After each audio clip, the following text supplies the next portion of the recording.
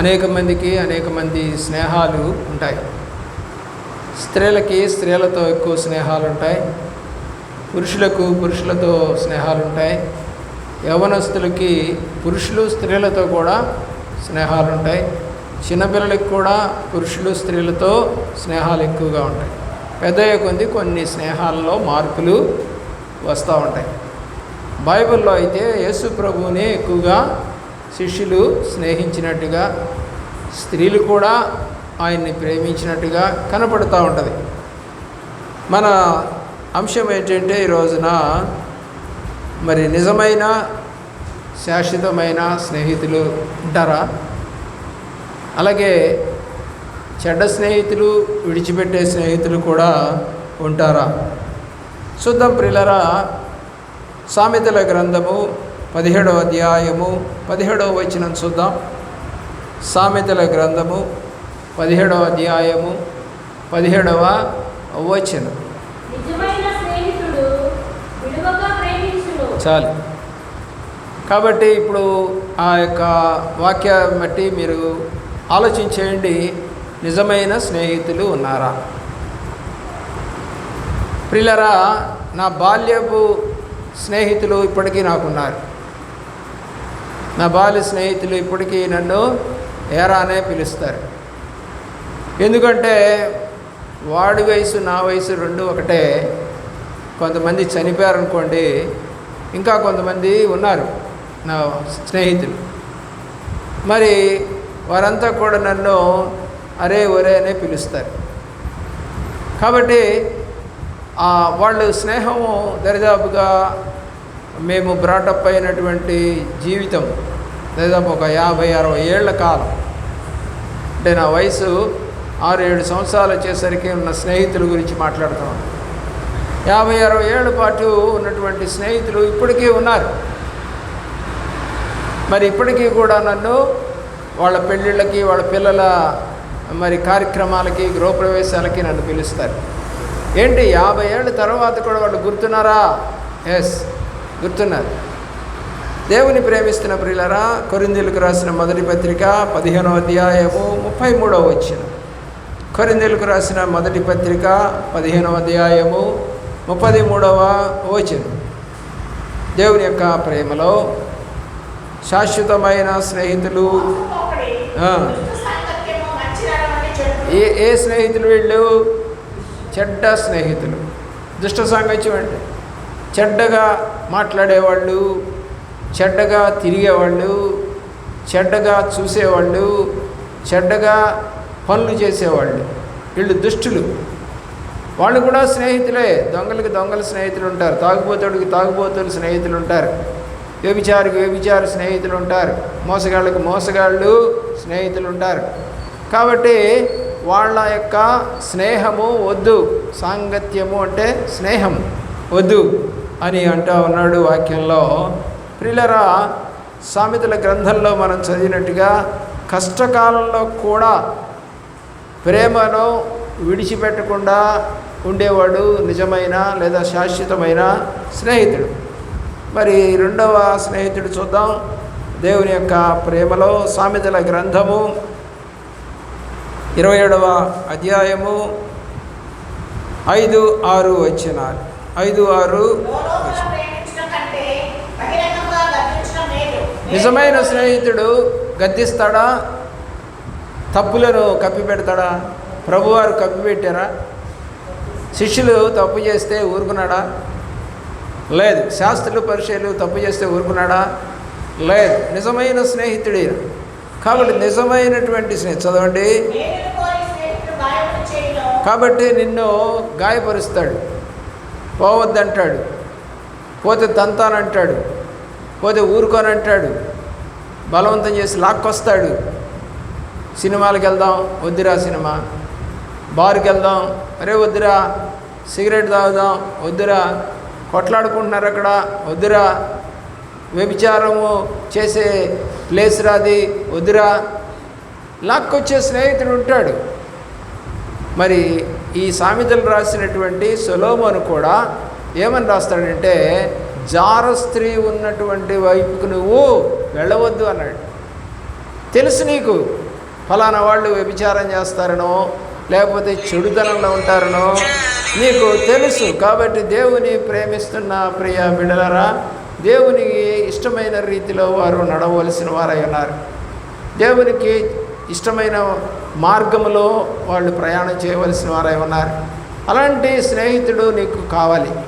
అలాంటి మార్గంలో నీవు నడిచిన వ్యక్తిగా ఉండాలి. దేవుడు కోరుకుంటున్నాడు అది. అలాంటి కోరిక నీవు కలిగి ఉండాలని కోరుకుంటా ఉన్నాం. ప్రియులారా, ఆలోచన చేయమని కోరుతా ఉన్నాం. 27వ అధ్యాయంలోనే 9వ వచనం, 27వ అధ్యాయము 9వ వచనం.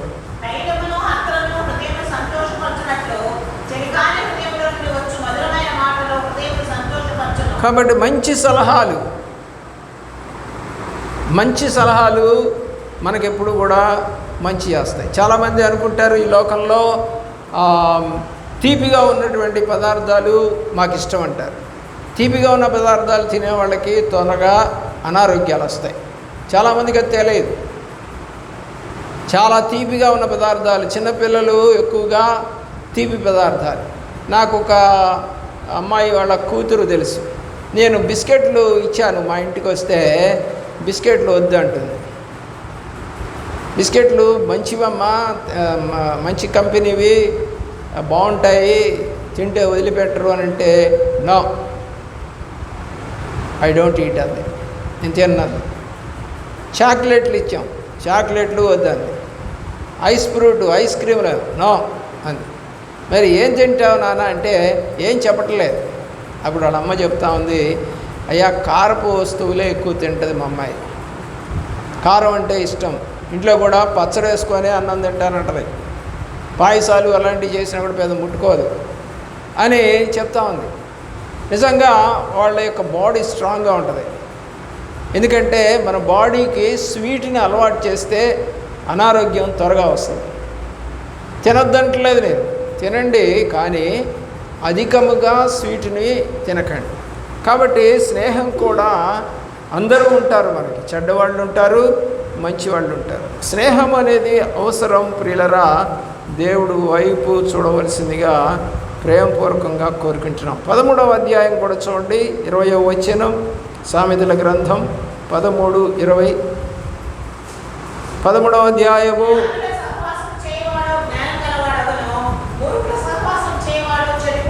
కాబట్టి నీతి మార్గములో నడిపించేవాళ్ళు జ్ఞానులు, చెడ్డ మార్గంలో నడిపించేవాళ్ళు మూర్ఖులు. దేవుని యొక్క ప్రేమలో ఆలోచించండి. 17వ అధ్యాయము 9వ వచనం కూడా చూడండి. 17వ అధ్యాయం 9వ వచనం.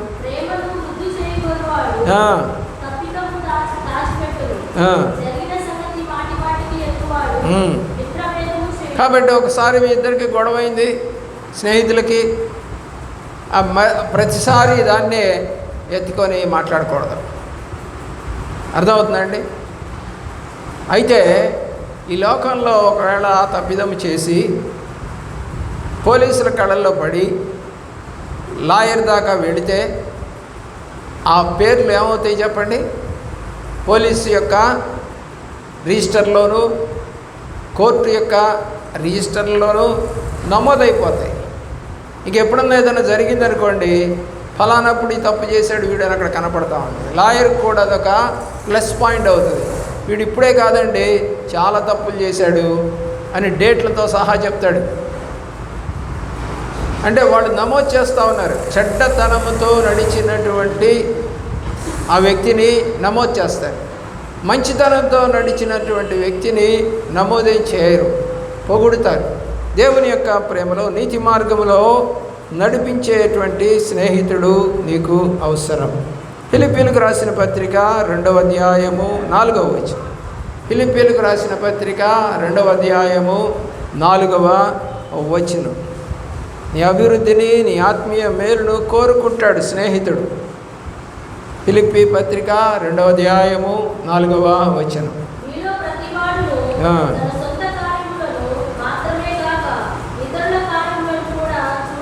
ఎవరితను మంచి స్నేహితులైతే వాళ్ళ కార్యక్రమాలే కాక ఇతరుల యొక్క కార్యక్రమాలు కూడా చూసే మంచి స్నేహితుడు, ఆత్మీయ స్నేహితుడు కష్టాల్లో ఉంటాడు.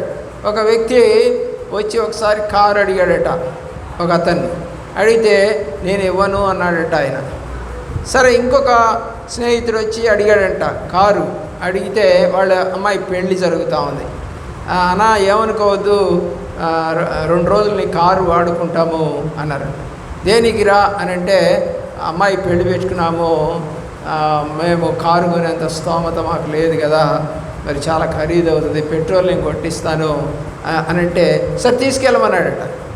అదేంటి మొదటి స్నేహితుడికి ఏమో ఇవ్వనన్నాడు, రెండో స్నేహితుడికి ఏమో ఇస్తానంటున్నాడు అని చెప్పేసి అనుకున్నారంట. అప్పుడు ఆయన చెప్పాడంట, మొదటి స్నేహితుడు తాగటానికి బీచీల్లో తిరగటానికి వాడు కారు కావాలని అడుగుతున్నాడు. కాబట్టి ఇతను అలా కాదు, తన కుమార్తె వివాహం కోసము ఆ పిల్లని తీసుకెళ్ళటానికి అడుగుతున్నాడు. ఒక మంచి స్నేహితుడిగా ఉంటావా? ఆలోచన చేయండి. సామెతల గ్రంథం 11వ అధ్యాయం 13వ వచనం. 11వ అధ్యాయం 13. రహస్యాన్ని కాపాడి విశ్వాసాన్ని నిలబెడతాడు. కొన్ని తప్పులు చెప్పం.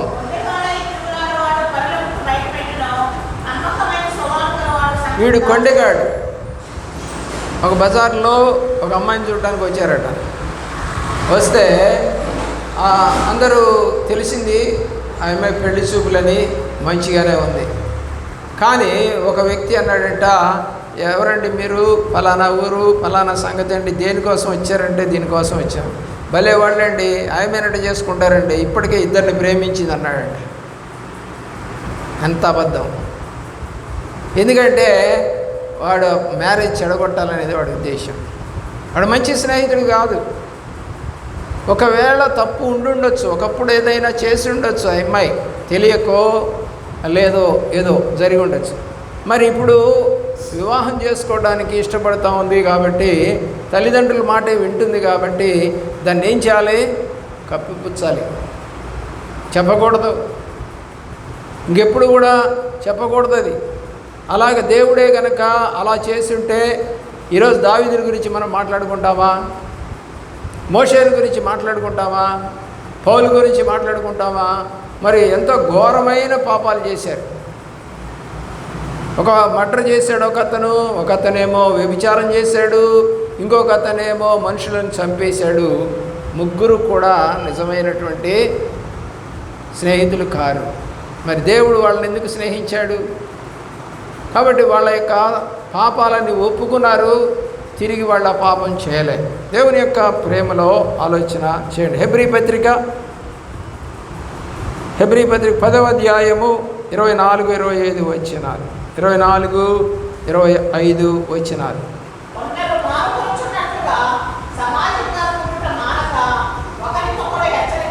కాబట్టి ఫ్రెండ్షిప్ అనేది అవసరమే ప్రియులారా. కానీ ఒకళ్ళకొకళ్ళు ఏం చేసుకోవాలంట?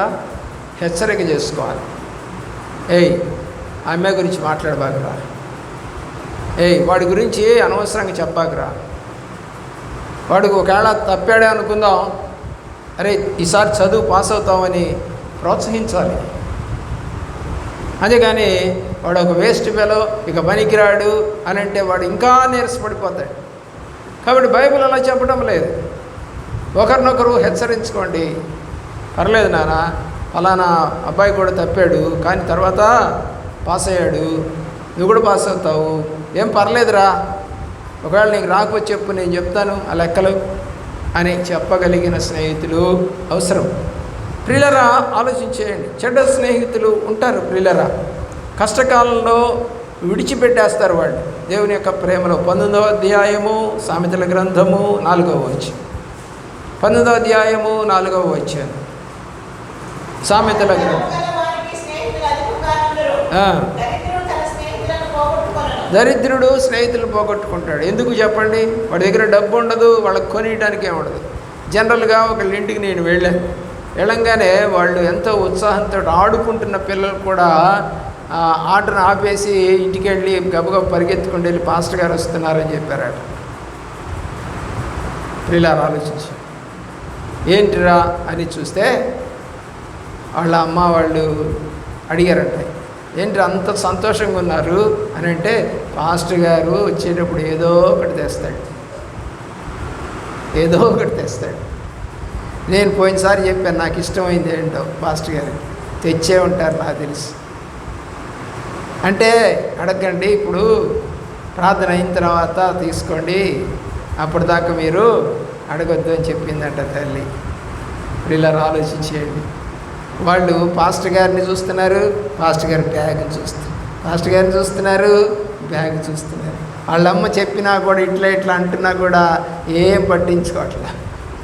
దేవుని యొక్క ప్రేమ చూడండి ఎలాగుంటుందో. అదే ఇంకొక పాస్టర్ గారు వచ్చారంట, ఉంది ఆమె అమ్మ అంటే, లేదండి అన్నారంట. ఉంది వాళ్ళ అమ్మ ఇంట్లో. అదేంటంటే ఆయన ఏం తేడట.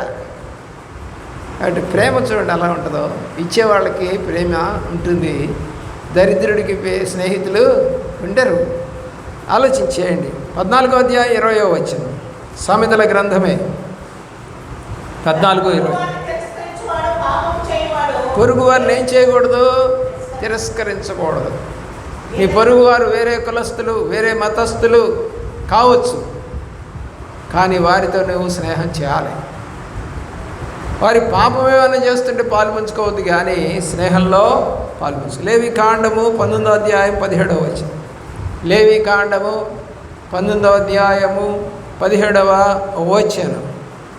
దేవుని యొక్క మహాకృపలో జ్ఞాపకం చేసుకుంది. ఏం చేయకూడదండి? తప్పు తెలిసినా కూడా సహోదరుని మీద పగబట్టకుండా ఉండాలి. సహోదరులు అంటే 2 రకాలు వస్తుంది. నిజంగా ఒక తల్లికి పుట్టిన పిల్లలు వస్తుంది, అలాగే ప్రభువులో ఉన్నటువంటి వారు కూడా సహోదరులు అవుతారు. కాబట్టి మనము సహోదరుని మీద పగబట్టకూడదు. తప్పు చేసి ఉండొచ్చు, అయితే ప్రార్థన చేయండి. అలాంటి తప్పు చేయొద్దు, చేయకుండా ఉండేటట్టు చేయదేవా అని ప్రార్థించండి. అది తప్పు కాదు. కానీ ఆ తప్పు చేస్తూ మానుకోకుండా మళ్ళా చేస్తూ ఉంటే హెచ్చరిక చేయండి. దేవుని యొక్క ప్రేమలో 12వ అధ్యాయము 26వ వచనం, సామెతల గ్రంథం.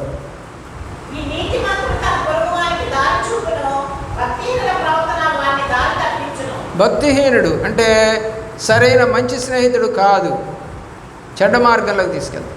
గంజాయి తాగిస్తాడు, సిగరెట్లు తాగిస్తాడు, దమ్ము కొట్టిస్తాడు, ఏమంటే మరి విరోధమైనటువంటి పనులన్నీ కూడా చేస్తూ ఉంటాడు కొంతమంది స్నేహితులు. నాకు తెలుసు అలాంటి స్నేహితులు ఉన్నారు. ఎందుకంటే ఒకడికి దొంగతనం అంటే తెలియదు, వాడికి నేర్పాడు. పాపం అంటే తెలియదు, మందు తాగడం తెలియదు, మందు నేర్పారు. సిగరెట్ తాగడం తెలియదు, నేర్పారు. ఎలాగా నేర్చుకున్నావురా అంటే వాడు చెప్తున్నాడు, వాడు నేర్పించాడండి అంటున్నాడు. చెడ్డ స్నేహితులు ఉంటారు. దేవుని యొక్క ప్రేమలో కొరింథీయులకు రాసిన మొదటి పత్రిక 15వ అధ్యాయము 33వ వచనం. 15వ అధ్యాయము 33వ వచనం. చెడు సహవాసం మంచి నడవడిని చెడగొడుతుంది. కాబట్టి ఈ చెడ్డ స్నేహితుడు మంచి స్వభావాన్ని కూడా నడవడికను కూడా చెడగొట్టేటువంటి వాడిగా ఉంటాడు. కాబట్టి గమనించండి, మంచి స్నేహితుడు ఉన్నాడు, లేకపోతే మనల్ని ప్రేమించినటువంటి వాడు దేవుడు. నిజమైన స్నేహితుడిని మనం ఏం చేయాలి చెప్పండి? విడువక ప్రేమించాలి. నిజమైన స్నేహితులు నీకున్నారా అని ఎవరైనా ప్రశ్నిస్తే ఉన్నారండి అని చెప్పాడంట ఒక అతను. అవునా? ఎప్పుడు స్నేహితుడు? నేను పుట్టిన దగ్గర నుండి స్నేహితుడేనండి.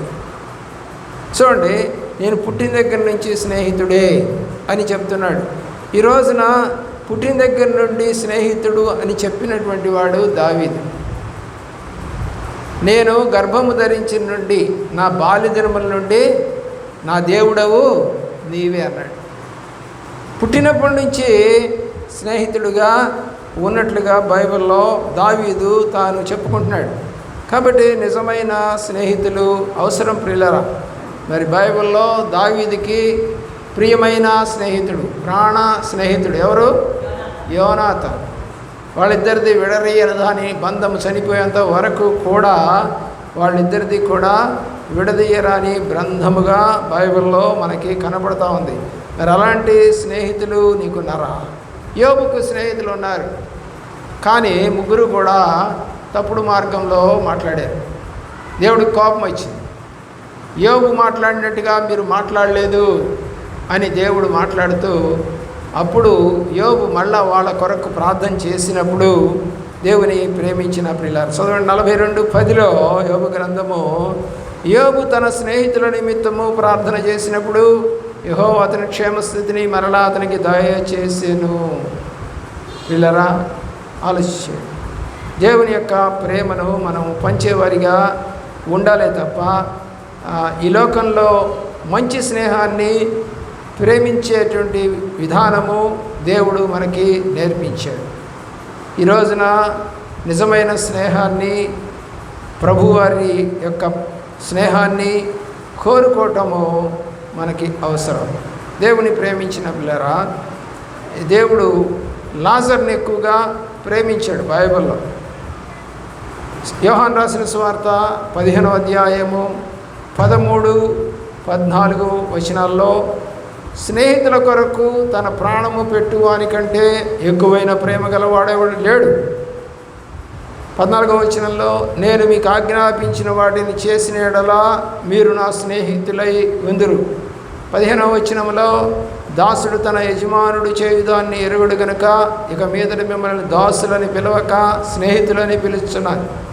బైబిల్లో అబ్రహాముని దేవుడు స్నేహితుడు అని పిలిచాడు. నా స్నేహితుడు అతను, నమ్మకమైన స్నేహము. ముఖ్య స్నేహితులుగా ప్రభువారికి ఉన్నటువంటి వారు, ప్రియులుగా ఉన్నటువంటి వాడు దానియేలు. చూడండి, మంచి స్నేహితుల్ని నా ప్రియమైన స్నేహితుడు అని అంటాం. అందుకని దేవుడు ఏమన్నాడు? దానియేలుని నా ప్రియమైనటువంటి వాడు అని చెప్పాడు. కాబట్టి మన జీవితంలో చూడండి, యాకోబు పత్రిక 2వ అధ్యాయము 23వ వచనం. యాకోబు పత్రిక 2:23. కాబట్టి అబ్రహాము దేవుని నమ్మెను, అది అతనికి నీతిగా ఎంచబడెను అను లేఖనము నెరవేర్చబడెను, మరియు దేవుని స్నేహితుడని అతనికి పేరు కలిగింది. దేవుని యొక్క ప్రేమలో మరి మంచి స్నేహితుడుగా దేవుడిని నీవు కలిగి ఉన్నావా? లేదా ఆయన కన్నా పనికి మాలిన స్నేహితులు, మరి చెడ్డ సమాచారం ఇచ్చే స్నేహితులు, నిన్ను గౌరవించని స్నేహితులు, నీ మీద కొండాలు చెప్పే స్నేహితులు నీకున్నారా? మరి ఇప్పటివరకు నీ జీవితంలో, నీ వయసు ఎంత ఉందో నాకు తెలియదు కానీ, మరి ఇప్పటివరకు ఉన్న నీ యొక్క స్నేహితులు జాబితా ఒకటి రాసి, వీళ్ళు నిజమైన స్నేహితులు, వీళ్ళు ప్రాణ స్నేహితులు, వీళ్ళు అప్పుడప్పుడు స్నేహితులు, వీళ్ళు అవసరానికి స్నేహితులు, వీళ్ళు కష్టాల్లో ప్రేమించని స్నేహితులని వాళ్ళ పక్కన రాసుకో. నిజమైన స్నేహితులు ఎవరో అర్థమైపోతుంది. అదే చివరిలో యేసుప్రభుని రాసి ఈయన నిజమైన స్నేహితుడు అవునో కాదో లెక్క వేసుకు. ఎందుకంటే నువ్వు పుట్టిన దగ్గర నుంచి ఈరోజు బతికున్నావంటే దేవుడు నిన్ను కాపాడుతూ ఉన్నాడు. ఆయనే నిజమైన స్నేహితుడు. అలాంటి స్నేహం నీకు దేవుడు దయచేయను గాక. మోకరించండి, ప్రార్థన చేసుకుందాం.